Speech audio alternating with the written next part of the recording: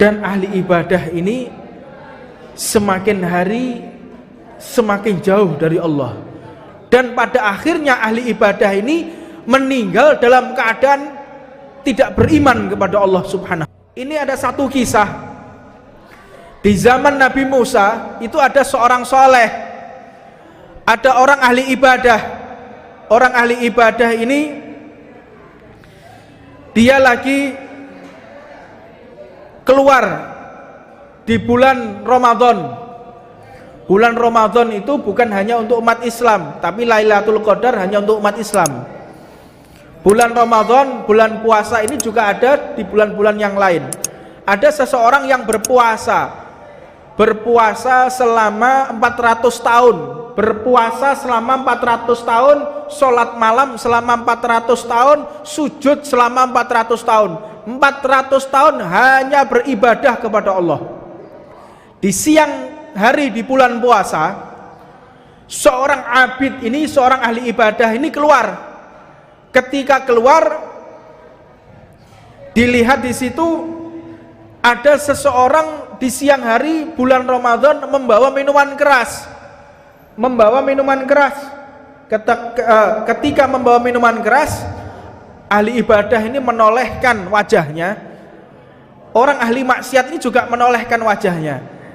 Ahli ibadah ini memiliki karomah, keramat. Keramatnya itu sampai di atas kepalanya ada awan kemana-mana. Jadi kalau dia pergi kemanapun ada awan di atas kepalanya. Karomah, punya karomah yang besar. Maka setelah berpapasan dengan ahli maksiat ini, ahli ibadahnya menoleh, ahli maksiatnya juga menoleh, maka awan tadi berpindah kepada ahli maksiat tadi. Dan ahli ibadah ini semakin hari semakin jauh dari Allah. Dan pada akhirnya ahli ibadah ini meninggal dalam keadaan tidak beriman kepada Allah Subhanahu wa taala. Dan ahli maksiat tadi meninggal dalam keadaan membawa karomah tadi. Akhirnya ini takdir. Dan kita harus berhati-hati menggunakan hati kita, berhati-hati menggunakan mata kita. Jangan sesekali kita meremehkan siapapun, walaupun jelas-jelas dia bermaksiat kepada Allah, walaupun jelas-jelas dia menenteng minuman keras. Jangan sesekali kita meremehkan mereka. Ahli maksiat tadi meninggal, ahli ibadah abid tadi juga meninggal. Kata malaikat, ya Allah, dia 400 tahun beribadah, dia pantas masuk surga. Ahli maksiat ini hendaknya masuk neraka karena dia cuman pas-pasan ibadahnya dan gak siap untuk masuk surga. Jadi hukumnya Allah zaman Nabi Musa sama sekarang itu beda. Zaman Nabi Musa, orang kalau taubat, orang kalau mau taubat, kalau kita ambil wudhu, sholat 2 rakaat, sholat taubat diampuni oleh Allah. Kalau zamannya Nabi Musa, orang kalau mau taubat itu harus dilempar dari bukit. Orang kalau maksiat mau taubat dilempar dari bukit sampai mati. Dilempar masih setengah mati, diangkat lagi, dilempar lagi di atas bukit sampai mati, sampai kepalanya pecah. Kalau kepalanya pecah dia sampai mati, baru diampuni oleh Allah Subhanahu wa taala. Dan hukum fikihnya juga beda. Kalau zaman Nabi Musa terkena air kencing, itu harus dipotong kainnya. Kalau air kencing najis, kotoran kena tangan, kena kulit, harus dipotong kulitnya. Itu hukum fikih zaman dulu. Beda dengan umat Nabi Muhammad SAW.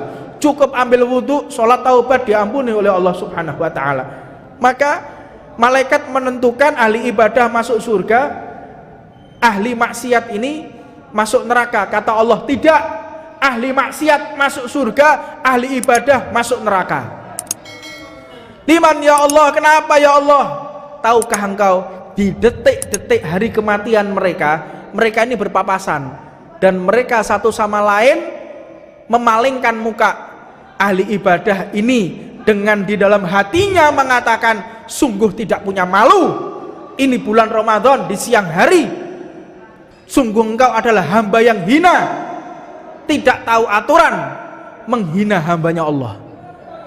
Tapi orang yang ahli maksiat ini juga menolehkan wajahnya, ya Allah, aku sungguh malu kepadamu ya Allah, aku telah dilihat oleh orang soleh ini, karena orang soleh, orang ahli ibadah ini orang dekatmu ya Allah, maafkanlah aku ya Allah yang membawa minuman keras. Yang satu orang jelek, maksiat, tapi hatinya baik dan berprasangka baik dan tidak menilai orang dengan perkara yang jelek, maka kedudukannya diangkat oleh Allah. Sedangkan 400 tahun beribadah kepada Allah sampai punya karamah, semua itu tidak ada manfaatnya, semua itu tidak ada gunanya jika kita berprasangka buruk kepada hambanya Allah subhanahu wa ta'ala. Maka berhati-hatilah dalam hati kita. Jangan mentang-mentang kita adalah pendakwah, jangan mentang-mentang kita adalah seorang ustadz, seorang yang mengajarkan ilmu agama lalu kita bisa meremehkan orang lain. Tidak seperti itu orang yang beriman kepada Allah subhanahu wa ta'ala.